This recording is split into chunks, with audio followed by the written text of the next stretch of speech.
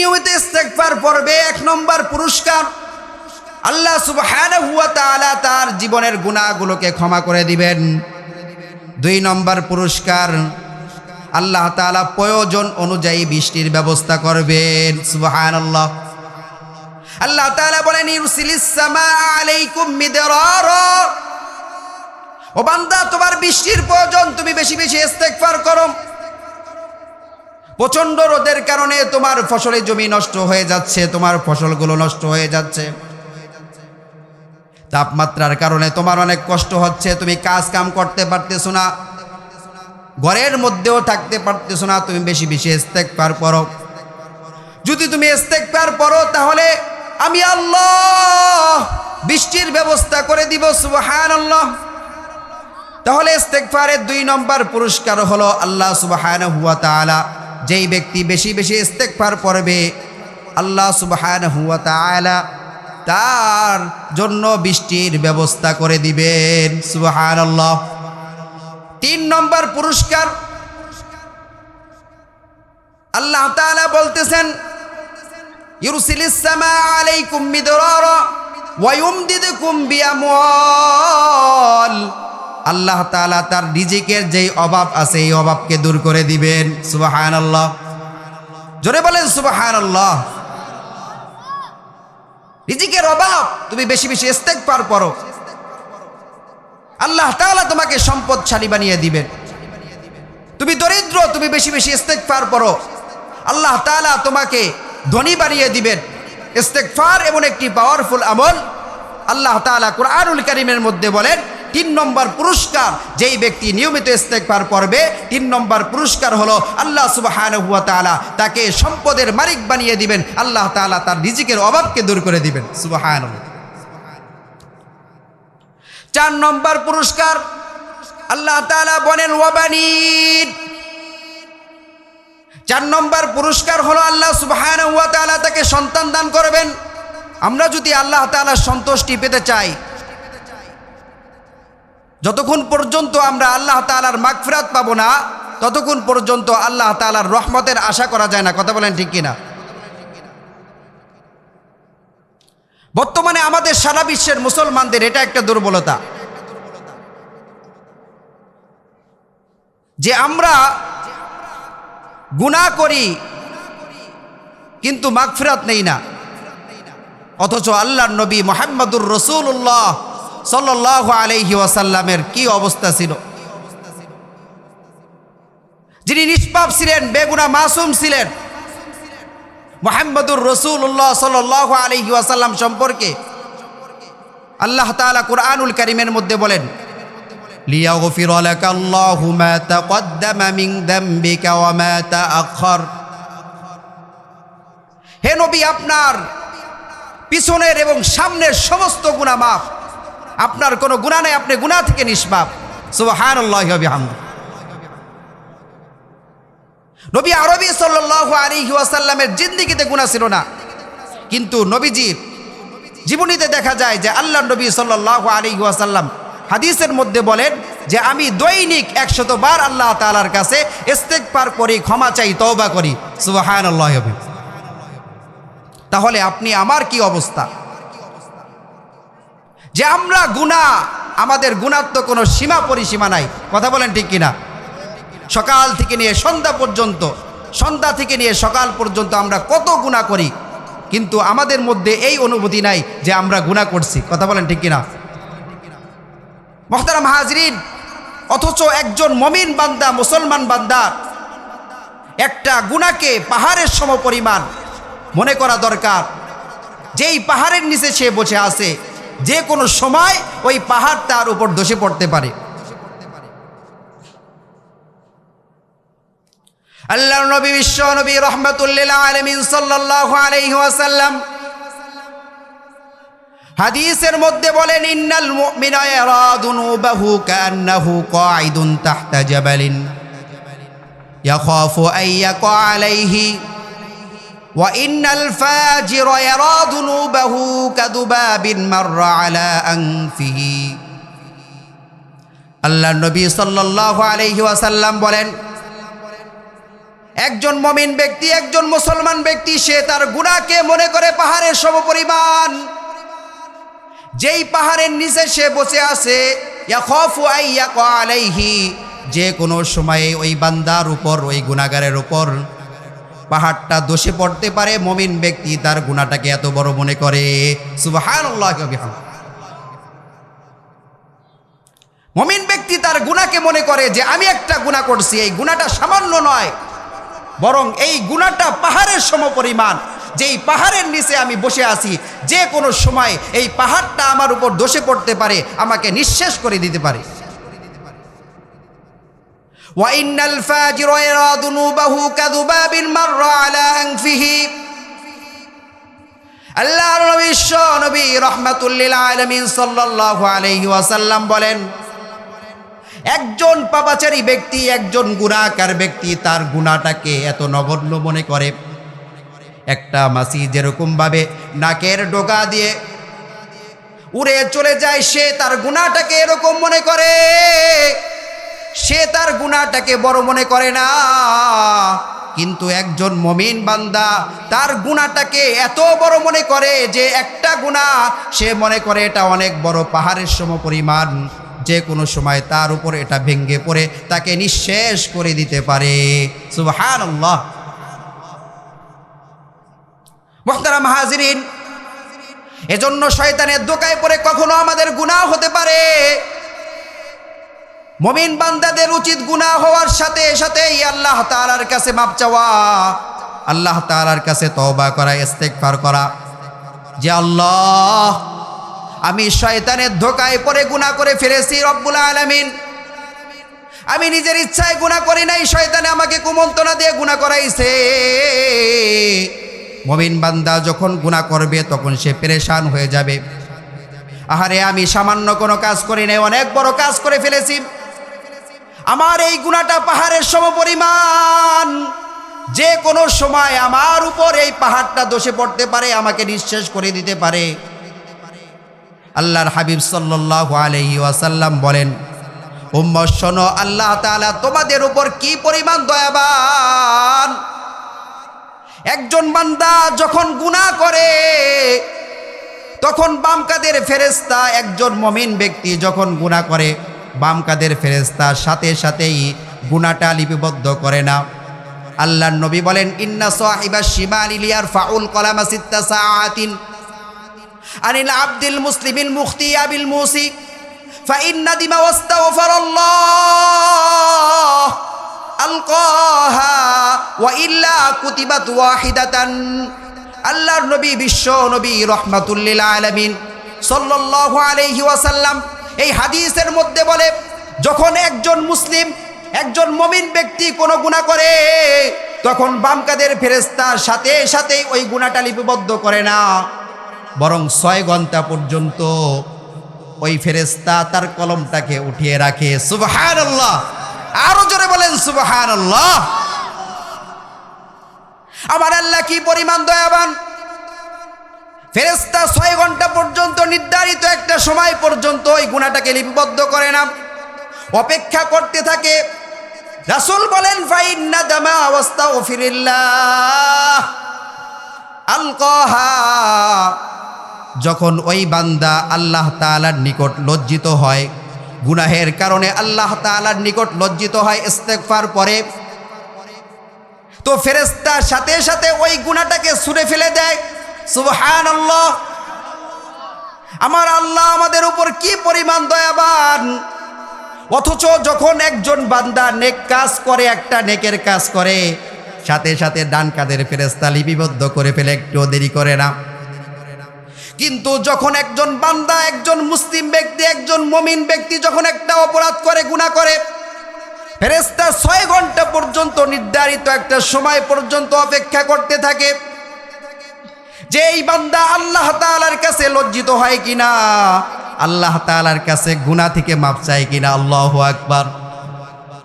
রাসূল বলেন, ওয়া ইল্লা কুতিবাত ওয়াহিদাতান।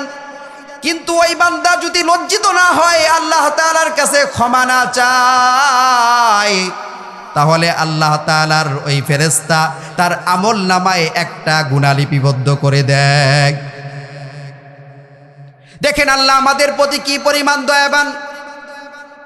আমরা আদম সন্তান, আমরা গুনাহগার, আমরা গুনাহ করি, কিন্তু ওই ফেরেশতা আমাদের উপর এত বড় দয়াবান। আল্লাহ তাআলা ওই ফেরেশতাকে এমন অনুমতি দিয়ে দিয়েছে, যখন একজন মুমিন বান্দা, একজন মুসলিম বান্দা অপরাধ করে, গুনাহ করে, সাথে সাথেই ওই ফেরেশতা লিপিবদ্ধ করে না, নির্ধারিত একটা সময় পর্যন্ত অপেক্ষা করে। আর যখন সে ওই নির্ধারিত সময় অতিক্রম করে, তখন ওই ফেরেশতা তার আমল নামায় মাত্র একটা গুনাহ লেখে। আর যখন কোনো একজন মুমিন বান্দা আল্লাহ তাআলার নাম একবার উচ্চারণ করে, কোরআনের একটা অক্ষর পড়ে, সাথে সাথে ফেরেশতা একটা নেকি লেখে না, বরং 10টা নেকি লিপিবদ্ধ করে দেয়। আল্লাহু আকবার। কি পরিমাণ দয়াবান আমাদের রব্বুল আলামিন। মুহতারাম হাজিরিন, তাই বলতেছিলাম যে আল্লাহর নবী সাল্লাল্লাহু আলাইহি ওয়াসাল্লাম, যার জীবনের কোনো গুনাহ ছিল না, নবী আম্বিয়া আলাইহিস সালাতু ওয়াস সালাম, তারা মাসুম, তাদের কোনো গুনাহ নাই। আমাদের নবী, মহানবী হযরত মুহাম্মদ সাল্লাল্লাহু আলাইহি ওয়াসাল্লাম, তিনি গুনাহ থেকে পবিত্র ছিলেন, নিষ্পাপ ছিলেন। এরপরেও আল্লাহর নবী সাল্লাল্লাহু আলাইহি ওয়াসাল্লাম দৈনিক 100 বার ইস্তেগফার পাঠ করতেন। সুবহানাল্লাহ। তাহলে আপনি আমি, আমাদের গুনাহ আছে না নাই?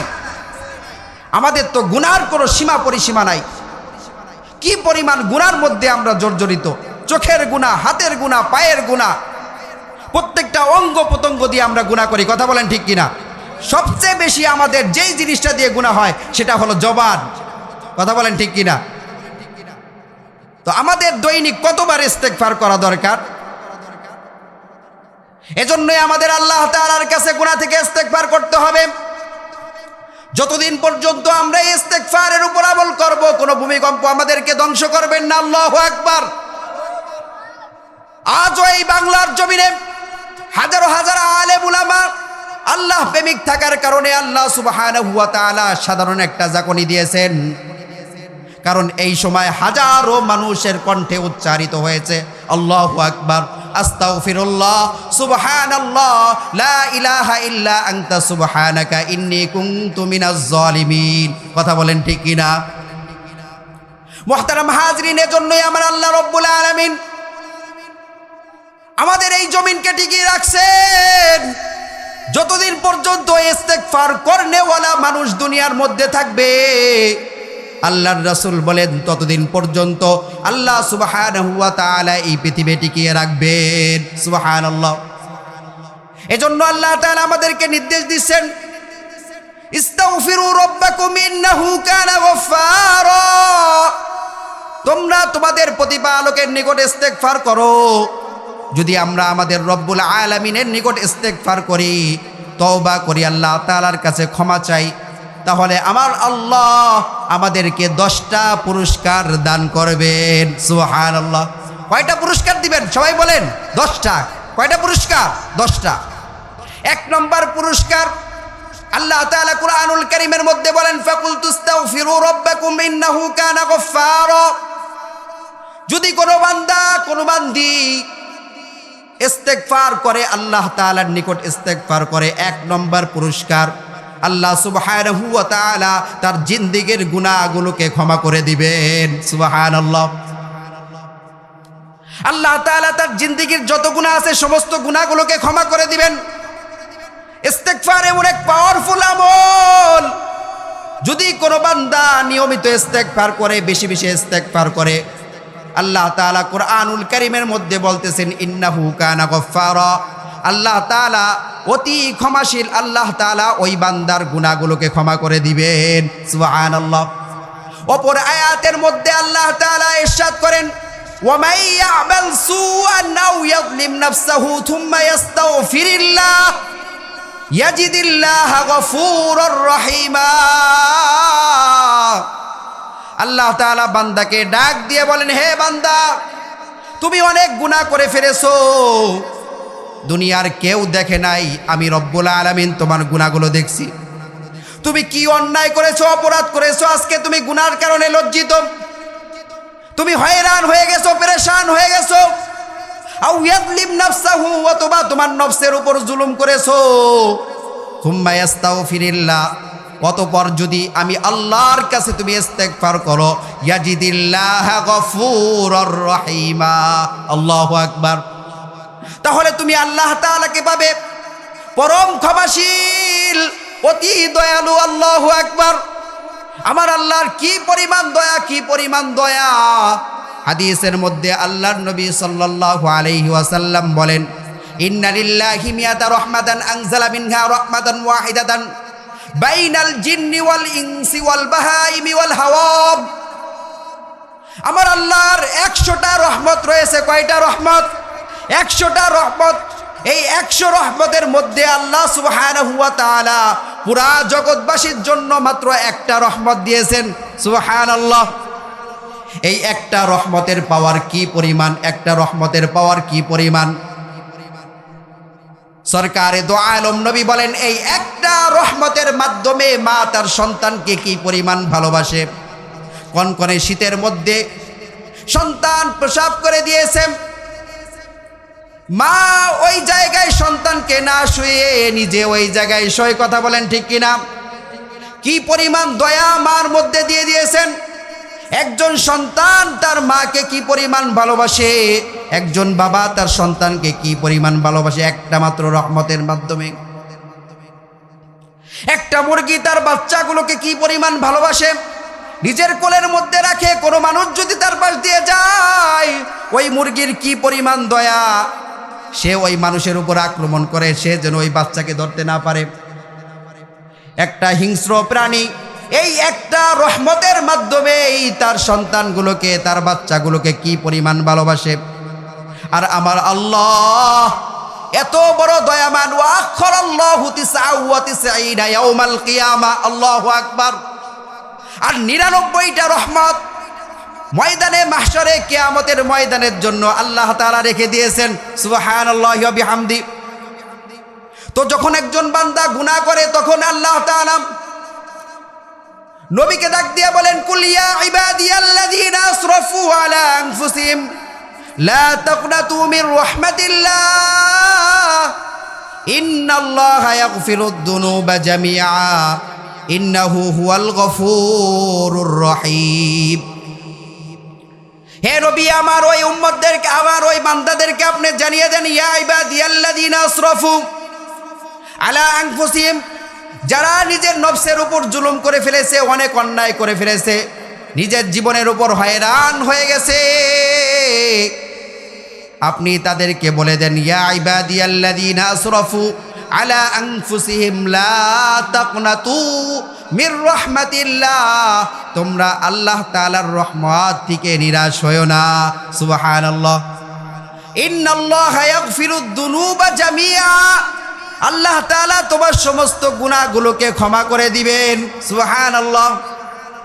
ইন্নাহু হুয়াল গফুরুর রহিম, আমার আল্লাহ তো হলেন এমন আল্লাহ যিনি গফুর এবং রহিম। আল্লাহু আকবার। মুহতারাম হাজরিন, তো বলতেছিলাম, যেই ব্যক্তি নিয়মিত ইস্তেগফার পড়বে, 1 নম্বর পুরস্কার আল্লাহ সুবহানাহু ওয়া তাআলা তার জীবনের গুনাহগুলোকে ক্ষমা করে দিবেন। 2 নম্বর পুরস্কার, আল্লাহ তাআলা প্রয়োজন অনুযায়ী বৃষ্টির ব্যবস্থা করবেন। সুবহানাল্লাহ। আল্লাহ তাআলা বলেন, ইউরসিলিস সামাআ আলাইকুম মিদরারা, ও বান্দা, তোমার বৃষ্টির প্রয়োজন, তুমি বেশি বেশি ইস্তেগফার করো। প্রচণ্ড রোদের কারণে তোমার ফসলের জমি নষ্ট হয়ে যাচ্ছে, তোমার ফসলগুলো নষ্ট হয়ে যাচ্ছে। তাপমাত্রার কারণে তোমার অনেক কষ্ট হচ্ছে, তুমি কাজ কাম করতে পারতেছো না, ঘরের মধ্যেও থাকতে পারতেছো না, তুমি বেশি বেশি ইস্তেগফার করো। যদি তুমি ইস্তেগফার করো, তাহলে আমি আল্লাহ বৃষ্টির ব্যবস্থা করে দিব। সুবহানাল্লাহ। তাহলে ইস্তেগফারের 2 নম্বর পুরস্কার হলো, আল্লাহ সুবহানাহু ওয়া তাআলা যেই ব্যক্তি বেশি বেশি ইস্তেগফার পড়বে, আল্লাহ সুবহানাহু ওয়া তাআলা তার জন্য বৃষ্টির ব্যবস্থা করে দিবেন। সুবহানাল্লাহ। 3 নম্বর পুরস্কার,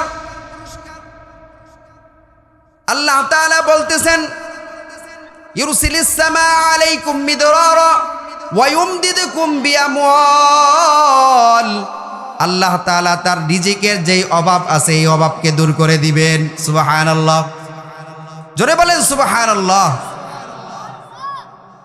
রিজিকের অভাব, তুমি বেশি বেশি ইস্তেগফার করো, আল্লাহ তাআলা তোমাকে সম্পদশালী বানিয়ে দিবেন।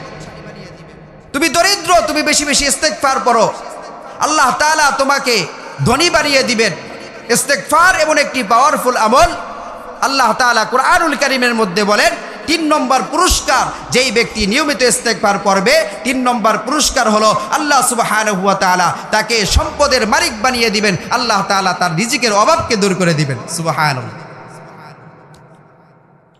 4 নম্বর পুরস্কার, আল্লাহ তাআলা বলেন ওয়াবানিন। 4 নম্বর পুরস্কার হলো আল্লাহ সুবহানাহু ওয়া তাআলা তাকে সন্তান দান করবেন।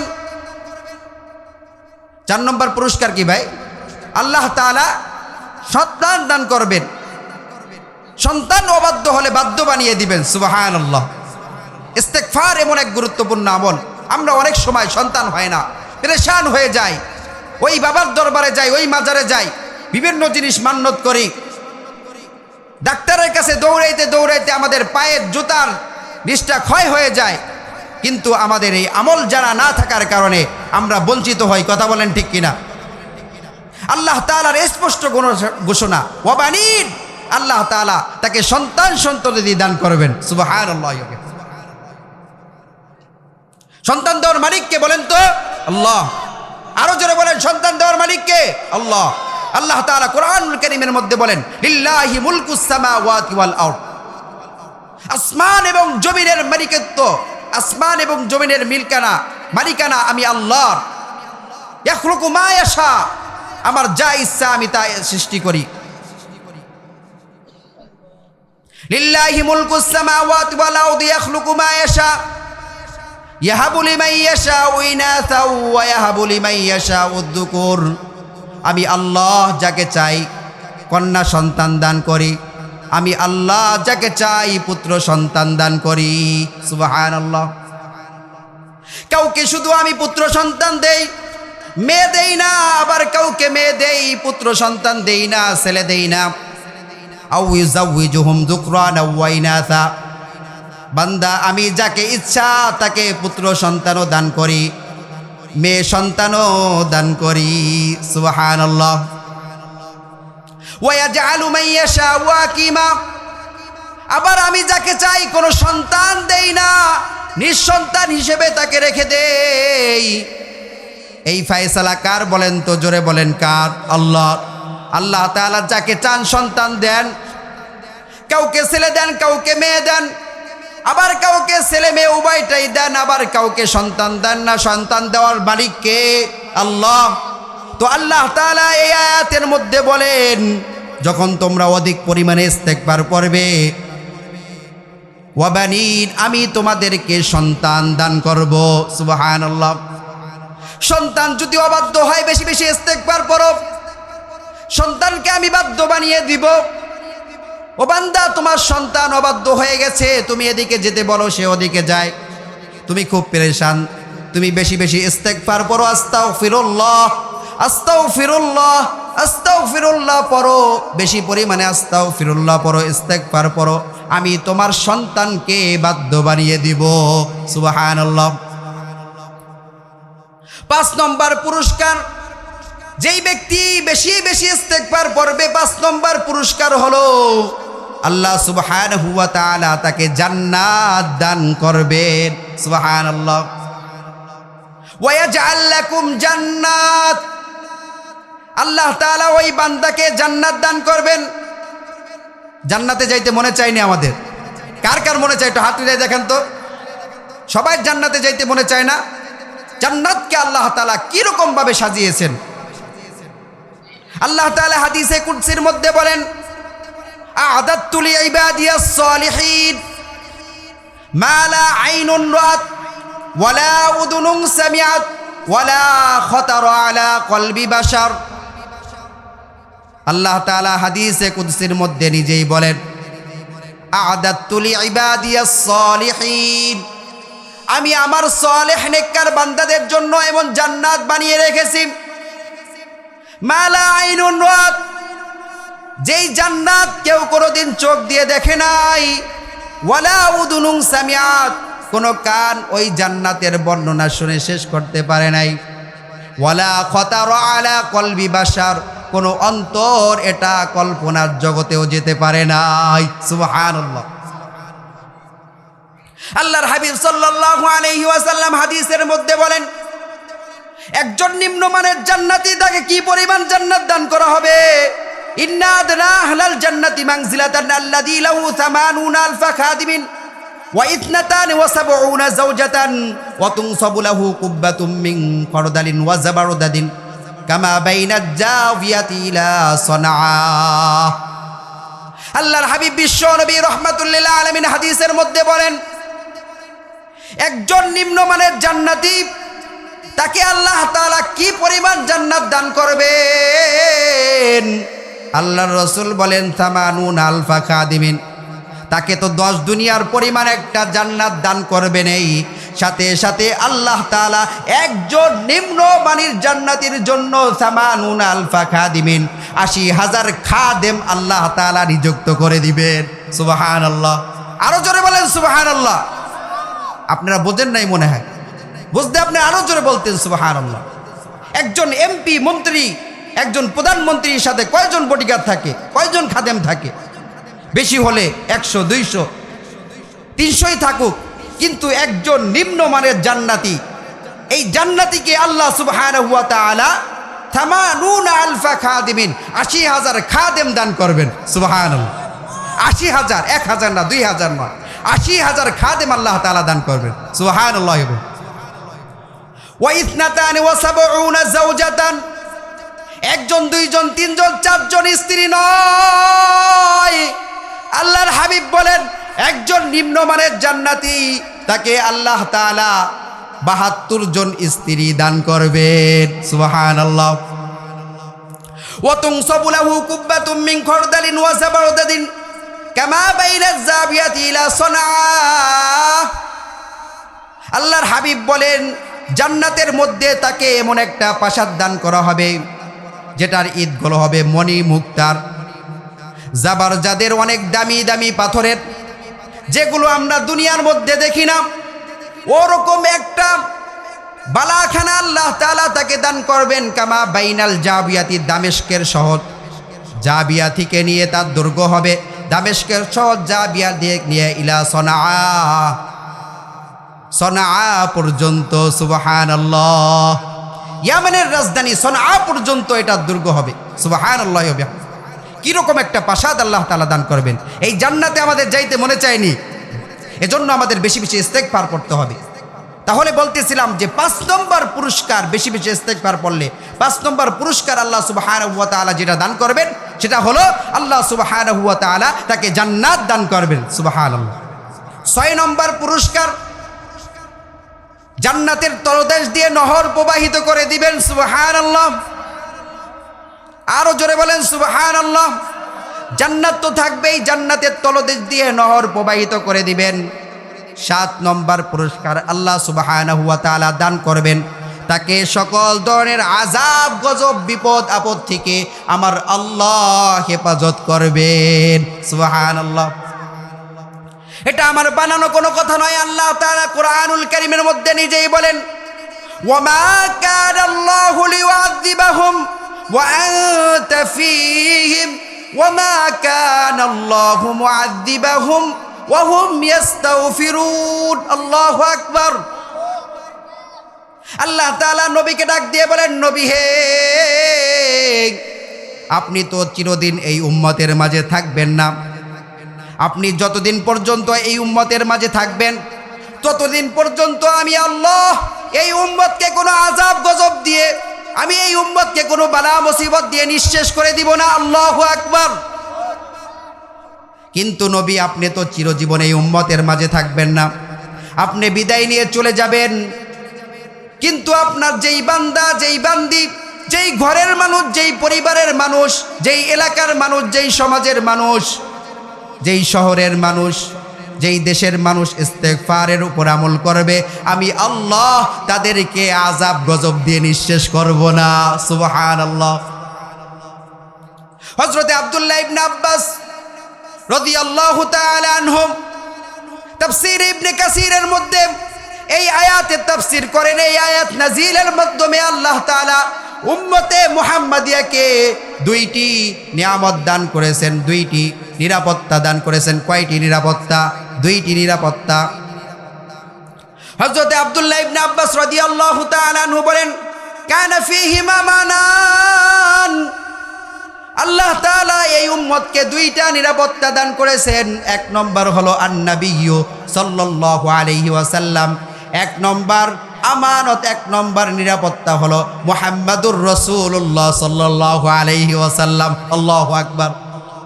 দুই নম্বর নিরাপত্তা, হযরতে আব্দুল্লাহ ইবনে আব্বাস রাদিয়াল্লাহু তাআলা আনহু বলেন, দুই নম্বর নিরাপত্তা হলো ইস্তেগফার। আল্লাহু আকবার। ইস্তেগফার কেমন পাওয়ারফুল আমল! হযরত আব্দুল্লাহ ইবনে আব্বাস বলেন, যতদিন পর্যন্ত এই উম্মত ইস্তেগফারের উপর আমল করবে, আল্লাহ তাআলা তাদেরকে আযাব গজব দিয়ে নিঃশেষ করবেন না। সুবহানাল্লাহ।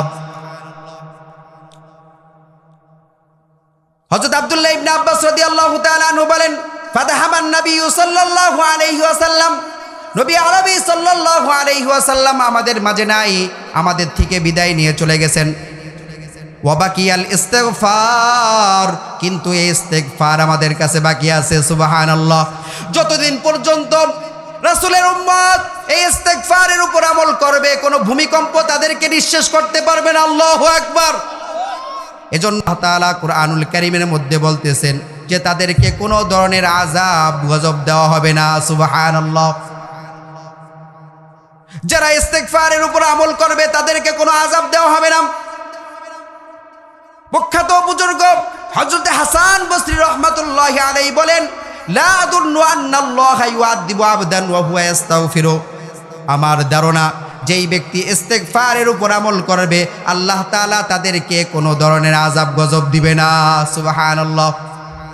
হযরত হাসান বসরি রাহমাতুল্লাহি আলাইহি যখন এটা বললেন, লা আযুন্নু আন্নাল্লাহা ইউআযযিবু আবদান, একজন ব্যক্তি তাকে জিজ্ঞাসা করলেন, হযরত এর কারণ কি, আপনি কিভাবে বললেন? হযরত হাসান বসরি রাহমাতুল্লাহি আলাইহি বলেন, ইদা আরাদাল্লাহু আইয়ুআযযিবা আবদান লাম ইউলহিমহুল ইস্তিগফার, যদি আল্লাহ তাআলা কোনো বান্দাকে আযাব দেওয়ার নিয়ত করতেন, আযাব দিতে চাইতেন, তাহলে তার অন্তরে ইস্তিগফারের প্রেরণা দিতেন না। আল্লাহু আকবার। কারণ যখন এই বান্দা ইস্তিগফার পড়ছে, আল্লাহ তাআলার রহমতের দরজা খুলে গেছে। আল্লাহ তাআলা কুরআনুল কারীমের মধ্যে বলেন, ওয়া মা কানাল্লাহু মুআযযিবাহুম ওয়া হুম ইস্তাগফিরুন, যে আল্লাহ তাআলা এমন নয় কেউ ইস্তেগফার করবে আল্লাহ তাআলা তাকে আযাব দিবেন, আল্লাহ তাআলা এমন নয়। সুবহানাল্লাহি ওয়া বিহামদিহি। মুহতারাম হাজরিন, তাফসীরে কুরতুবীর মধ্যে হযরত হাসান বসরি রাহমাতুল্লাহি আলাইহি তিনি বর্ণনা করেন, তাফসীরে কুরতুবী, আল্লামা কুরতুবী রাহমাতুল্লাহি আলাইহি তিনি বলেন যে হযরত হাসান বসরি রাহমাতুল্লাহি আলাইহি জগৎ বিখ্যাত একজন বুজুর্গ ছিলেন। তিনি একদিন বসে আছেন, তো এক ব্যক্তি আসলো, এসে জিজ্ঞাসা করলো, হযরত আমি তো অনেক গুনাহ করে ফেলছি, আমি এত পরিমাণ গুনাহ করে ফেলেছি, আমার গুনার কোনো সীমা পরিসীমা নাই, গুনাহের দরিয়ায় হাবুডুবু খাইতেছি, আমি কি করব? হযরত হাসান বসরি রাহমাতুল্লাহি আলাইহি বললেন, তুমি বেশি বেশি আস্তাগফিরুল্লাহ আস্তাগফিরুল্লাহ পড়ো। কি পড়ো? আস্তাগফিরুল্লাহ। এই ব্যক্তি চলে গেলেন। কিছুক্ষণ পরে আর একজন ব্যক্তি এসে জিজ্ঞাসা করলেন, হযরত আমার রিজিকের অভাব, রিজিকের সংকট, বেকারত্বের সমস্যা, আমি কি করব? হযরত হাসান বসরি রাহমাতুল্লাহি আলাইহি বললেন যে তুমি বেশি বেশি আস্তাগফিরুল্লাহ পড়ো, আস্তাগফিরুল্লাহ পড়ো। অপর একজন ব্যক্তি এসে বলল, হযরত আমার সন্তান হয় না, দীর্ঘদিন যাবত বিবাহ করেছি, কিন্তু আমি নিঃসন্তান, আমার কোনো সন্তান হয় না, আমি কি করব? হযরত হাসান বসরি রাহমাতুল্লাহি আলাইহি বললেন, তুমি এবং তোমার স্ত্রী বেশি বেশি আস্তাগফিরুল্লাহ আস্তাগফিরুল্লাহ পড়ো। এই ব্যক্তি চলে গেলেন। কিছুক্ষণ পরে আর একজন ব্যক্তি এসে বললেন, হযরত আমার ব্যবসা বাণিজ্য খারাপ যাইতেছে, আমার ব্যবসা বাণিজ্যর অবস্থা ভালো না, আমি পেরেশানির মধ্যে আছি, কি করব? হযরতে হাসান বসরি রাহমাতুল্লাহি আলাইহি বললেন, ভাই তুমি বেশি বেশি আস্তাগফিরুল্লাহ পড়ো। সুবহানাল্লাহ। কিছুক্ষণ পরে একটি দল আসলেন, অনেকগুলো লোক এসে হযরত হাসান বসরি রাহমাতুল্লাহি আলাইহির কাছে এসে বলেন, হযরত আমাদের এলাকায় দীর্ঘদিন যাবৎ বৃষ্টি হয় না, প্রচণ্ড রোদের কারণে, খরার কারণে আমাদের জমিনগুলো ফিটে চৌচির হয়ে গেছে, আমাদের ক্ষেতের ফসলগুলো নষ্ট হয়ে যাচ্ছে, কি করব? হযরত হাসান বসরি রাহমাতুল্লাহি আলাইহি বলেন, তোমরা বেশি বেশি আস্তাগফিরুল্লাহ পড়ো, ইস্তিগফার পড়ো, আস্তাগফিরুল্লাহ পড়ো। দূর থেকে একজন ব্যক্তি এই দৃশ্যগুলো অবলোকন করতেছিলেন, দেখতেছিলেন। তিনি হযরত হাসান বসরি রাহমাতুল্লাহি আলাইহির নিকট এসে বললেন, হযরত কিছুই তো বুঝলাম না, কত মানুষ কত ধরনের হাজত নিয়ে আপনার সামনে আসছে, কিন্তু আপনি সকলকেই একটা আমল দিলেন, সবাইকেই বললেন আস্তাগফিরুল্লাহ আস্তাগফিরুল্লাহ পড়ো, এর কারণ কি? হযরত হাসান বসরি রাহমাতুল্লাহি আলাইহি বলেন, ভাই আমি আমার নিজের বানানো কোনো কথা বলি নাই, আমি আমার আল্লাহর কথাগুলো তাদেরকে শুনিয়ে দিয়েছি। সুবহানাল্লাহ। আমার আল্লাহ কুরআনুল কারীমের মধ্যে বলেন, ফাকুলতু আস্তাগফিরু রাব্বাকুম ইন্নাহু কানা গফফারা ইউরসিলিস সামাআ আলাইকুম মিদরারা ওয়া ইউমদিদকুম বিআমওয়ালিন ওয়া বানিনা ওয়া ইয়াজআল লাকুম জান্নাত ওয়া ইয়াজআল লাকুম আনহারা। আল্লাহু আকবার। ইস্তিগফার এমন এক দামি আমল, ইস্তিগফারের উপর আমল করলে 7 নম্বর পুরস্কার আল্লাহ সুবহানাহু ওয়া তাআলা সকল ধরনের আপদ বিপদ বালা মুসিবত থেকে হেফাজত করবেন যদি কোনো বান্দা কোনো বান্দি এই ইস্তিগফারের উপর নিয়মিত আমল করে। 8 নম্বর পুরস্কার হলো আল্লাহ সুবহানাহু ওয়া তাআলা তাকে স্বাচ্ছন্দ্যময় জীবন দান করবেন। সুবহানাল্লাহ। যেই জীবনে কোনো পেরেশানি থাকবে না, কোনো টেনশন থাকবে না, আল্লাহ তাআলা বলেন, ওয়ানিস্তাগফিরু রাব্বাকুম সুম্মা তুবু ইলাইহি ইউমাত্তিউকুম মাতান হাসানা। আল্লাহু আকবার। কয় যেই ব্যক্তি নিয়মিত ইস্তিগফার পড়বে, আল্লাহ তাআলার কাছে ক্ষমা চাইবে, আল্লাহ তাআলা 7-8 নম্বর পুরস্কার তাকে দান করবেন। আল্লাহ তাআলা তাকে একটা স্বাচ্ছন্দ্যময় জীবন দান করবেন। আল্লাহু আকবার। তার কোনো পেরেশানি থাকবে না। আল্লাহর হাবিব সাল্লাল্লাহু আলাইহি ওয়াসাল্লাম হাদিসের মধ্যে বলেন, মাল্লাযিবাল ইস্তিগফার জাআলাল্লাহু লাহু মিন কুল্লি দিকিন মাখরাজা ওয়া মিন কুল্লি হাম্মিন ফারজা ওয়া রাযাকাহু মিন হাইথু লা ইয়াহতাসিব। যেই বান্দা যেই বান্দি ইস্তিগফারকে লাজিম বানিয়ে নেবে, নিয়মিত ইস্তিগফার পড়বে, আল্লাহ সুবহানাহু ওয়া তাআলা তাকে সকল সংকট থেকে বের হওয়ার রাস্তা আল্লাহ তাআলা দিয়ে দিবেন। আল্লাহ তাআলা তার সকল পেরেশানিকে দূর করে দিবেন। এমন জায়গা থেকে আল্লাহ তাআলা রিজিকের ব্যবস্থা করবেন যা সে কল্পনাও করে নাই। সুবহানাল্লাহি ওয়া বিহামদি। 8 নম্বর পুরস্কার আল্লাহ তাআলা স্বাচ্ছন্দ্যময় জীবন দান করবে। ও ভাই, তুমি তোমার সংসার নিয়ে পেরেশান, স্ত্রীকে নিয়ে পেরেশান, সন্তানদেরকে নিয়ে পেরেশান, প্রতিবেশী নিয়ে পেরেশান, সমাজ নিয়ে পেরেশান, রাষ্ট্র নিয়ে পেরেশান, তোমার পরিবারের মধ্যে শান্তি নাই, তো তুমি বেশি বেশি ইস্তিগফার পড়ো, এ আল্লাহ তাআলা শান্তি দিবেন একজন, তিনি কে বলেন তো? আল্লাহ। আল্লাহ তাআলা তোমাকে একটা স্বাচ্ছন্দ্যময় জীবন দান করবেন। সময় সংক্ষেপ করছি। 9 নম্বর পুরস্কার আল্লাহ সুবহানাহু ওয়া তাআলার যেই বান্দা বান্দি নিয়মিত ইস্তিগফার পড়বে, আল্লাহ সুবহানাহু ওয়া তাআলা 9 নম্বর পুরস্কার তাকে দান করবেন। তাকে আল্লাহ তাআলা সম্মান দান করবেন। সুবহানাল্লাহ। 9 নম্বর পুরস্কার আল্লাহ তাআলা তাকে সম্মান দান করবেন। কি রকম সম্মান? আপনার শত্রু, আপনার দীর্ঘদিনের শত্রু, আপনি ইস্তিগফার পড়েন, আমল করেন, দেখবেন আপনার ওই শত্রু বন্ধুতে রূপান্তরিত হয়ে গেছে। আল্লাহু আকবার। যার শত্রু আছে, পাড়া প্রতিবেশী শত্রু, প্রতিবেশীরা আপনার সাথে শত্রুতামি করে, প্রতিবেশীরা আপনাকে দেখতে পারে না, প্রতিবেশীরা আপনার সাথে হিংসা করে, আপনি বেশি বেশি আস্তাগফিরুল্লাহ পড়েন, ইস্তিগফার পড়েন, প্রতিবেশীর সাথে ভালো ব্যবহার করার চেষ্টা করেন, বেশি বেশি ইস্তেগফার পড়েন, তাহলে আল্লাহ তাআলা আপনার সম্মানকে বাড়িয়ে দিবেন। ওই প্রতিবেশী শত্রু দেখবেন আপনার বন্ধুতে রূপান্তরিত হয়ে গেছে। আল্লাহু আকবার। ইস্তেগফার এরকম দামি আমল। তাহলে যেই ব্যক্তি নিয়মিত ইস্তেগফার করবে, 9 নম্বর পুরস্কার হলো আল্লাহ তাআলা তার সম্মানকে বাড়িয়ে দিবেন। 10 নম্বর পুরস্কার, আল্লাহ সুবহানাহু ওয়া তাআলার যেই বান্দা যেই বান্দি নিয়মিত ইস্তেগফার করবে, 10 নম্বর পুরস্কার আল্লাহ সুবহানাহু ওয়া তাআলা তাকে দান করবেন। সেইটা হলো আল্লাহ তাআলা তাকে ঈমানি শক্তি বাড়িয়ে দিবেন। সুবহানাল্লাহ। আল্লাহ তাআলা কুরআনুল কারীমের মধ্যে বলেন, ওয়া ইয়া কওমি ইস্তাগফিরু রাব্বাকুম সুম্মা তুবু ইলাইহি ইউরসিলিস সামা আলাইকুম মিদরারা ওয়া ইয়াজিদুকুম কুওয়াতান ইলা কুওয়াতিকুম। আল্লাহু আকবার। কয় যেই বান্দা যেই বান্দি ইস্তেগফারের উপর আমল করবে, আল্লাহ তাআলা তার শক্তিকে বাড়িয়ে দিবেন। নামাজ পড়তে ভালো লাগে না, বেশি বেশি ইস্তেগফার করো। রোজা রাখতে ভালো লাগে না, বেশি বেশি ইস্তেগফার করো। ভালো কাজ করতে ভালো লাগে না, বেশি বেশি ইস্তেগফার করো। যদি তুমি ইস্তেগফার করতে পারো, তাহলে একজন তোমাকে ঈমানি শক্তি দান করবেন। তিনি কে? জোরে বলেন তো, আল্লাহ। এজন্য আমরা ইস্তেগফারের উপর আমল করব। তো 10টা পুরস্কারের কথা বললাম। 1 নম্বর পুরস্কার, যেই বান্দা যেই বান্দি ইস্তেগফারের উপর আমল করবে, আল্লাহ সুবহানাহু ওয়া তাআলা তার জীবনের গুনাহগুলোকে ক্ষমা করে দিবেন। 2 নম্বর পুরস্কার, আল্লাহ তাআলা প্রয়োজন অনুযায়ী বৃষ্টির ব্যবস্থা করে দিবেন। 3 নম্বর পুরস্কার, আল্লাহ সুবহানাহু ওয়া তাআলা তাকে সম্পদের মালিক বানিয়ে দিবেন। 4 নম্বর পুরস্কার, আল্লাহ সুবহানাহু ওয়া তাআলা তাকে সন্তান দান করবেন। 5 নম্বর পুরস্কার, আল্লাহ তাআলা তাকে জান্নাত দান করবেন। 6 নম্বর পুরস্কার, ওই জান্নাতের তলদেশে নহর প্রবাহিত করে দিবেন। 7 নম্বর পুরস্কার, আল্লাহ তাআলা সকল ধরনের বালা মুসিবত আপদ বিপদ আযাব গজব থেকে হেফাজত করবেন। 8 নম্বর পুরস্কার, আল্লাহ সুবহানাহু ওয়া তাআলা তাকে একটা স্বাচ্ছন্দ্যময় জীবন দান করবেন। আল্লাহু আকবার। 9 নম্বর পুরস্কার, আল্লাহ সুবহানাহু ওয়া তাআলা তার সম্মানকে বাড়িয়ে দিবেন।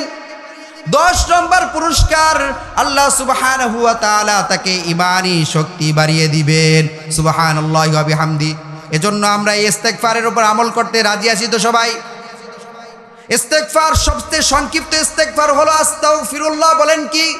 আস্তাগফিরুল্লাহ। এটা পড়তে কি অনেক কঠিন? সবাই বলেন আস্তাগফিরুল্লাহ, আস্তাগফিরুল্লাহ, আস্তাগফিরুল্লাহ, আস্তাগফিরুল্লাহ। পড়তে বেশি সময় লাগে না। আমরা যদি দৈনিক 5 ওয়াক্ত নামাজের পরে 100 বার, বেশি সময় লাগে না। এই হাতটাকে একবার রাউন্ড দিলে 20 বার হয়ে যাবে। 5 বার রাউন্ড দিলে 100 বার হয়ে যাবে। আমরা 5 ওয়াক্ত নামাজের পরে 100 বার আস্তাগফিরুল্লাহ পড়তে পারবো না? পারবো তো ইনশাআল্লাহ? জোরে বলেন ইনশাআল্লাহ। আস্তাগফিরুল্লাহ সবচেয়ে ছোট ইস্তেগফার কি? আস্তাগফিরুল্লাহ। এর থেকে একটু বড় আস্তাগফিরুল্লাহুল আযীম। আরেকটা ইস্তেগফার আছে, আল্লাহর হাবিব সাল্লাল্লাহু আলাইহি ওয়াসাল্লাম হাদিসের মধ্যে বলেন, আস্তাগফিরুল্লাহ রাব্বি মিন কুল্লি যামবি ওয়া আতুবু ইলাইহি লা হাওলা ওয়ালা কুওয়াতা ইল্লা বিল্লাহিল আলিয়্যিল আযীম গুফিরা লাহু। যেই ব্যক্তি ইস্তেগফার পড়বে, আল্লাহ সুবহানাহু ওয়া তাআলা তাকে ক্ষমা করে দিবেন। সুবহানাল্লাহ। যদি সে যুদ্ধের ময়দান থেকেও পালন করে, আল্লাহর হাবিব বলেন তারপরেও তাকে আল্লাহ তাআলা ক্ষমা করে দিবেন। সুবহানাল্লাহ। এই ইস্তেগফারের মধ্যে একটা ইস্তেগফার আছে, রাসূল আমাদেরকে যে ইস্তেগফার শিখাইছেন, সাইয়্যিদুল ইস্তেগফার। কি ইস্তেগফার বলেন তো? সাইয়্যিদুল ইস্তেগফার।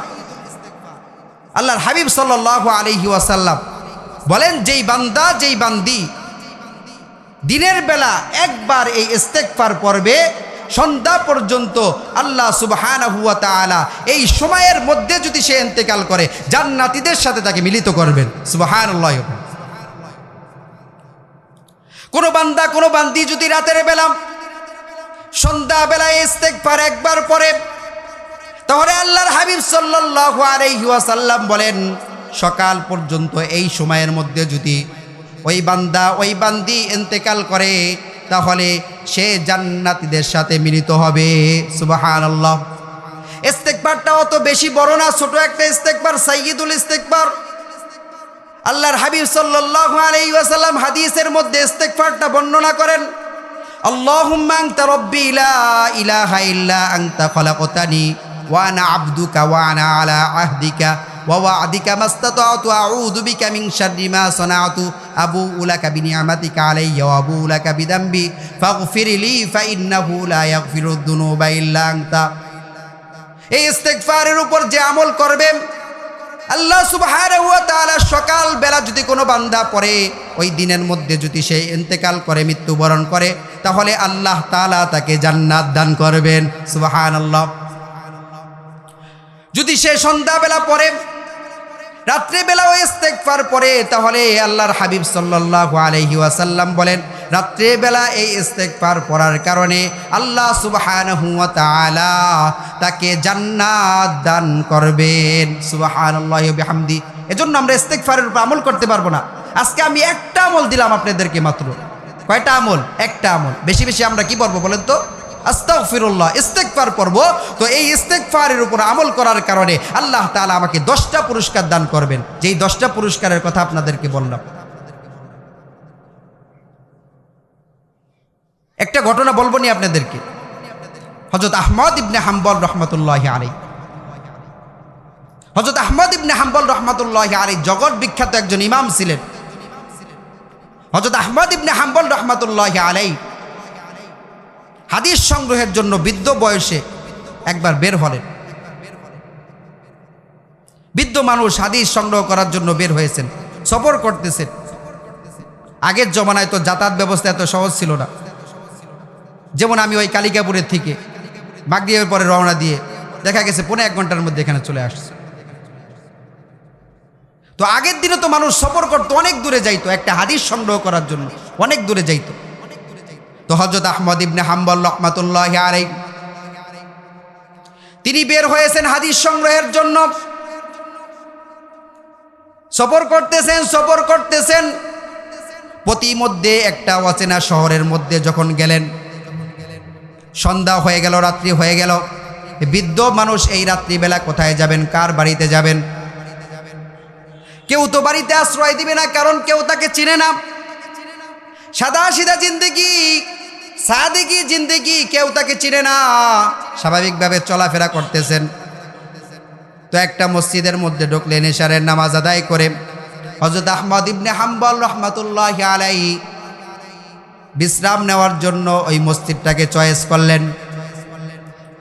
এশারের নামাজ শেষ করে হযরত আহমদ ইবনে হাম্বল রহমাতুল্লাহি আলাইহি আর বের হন না।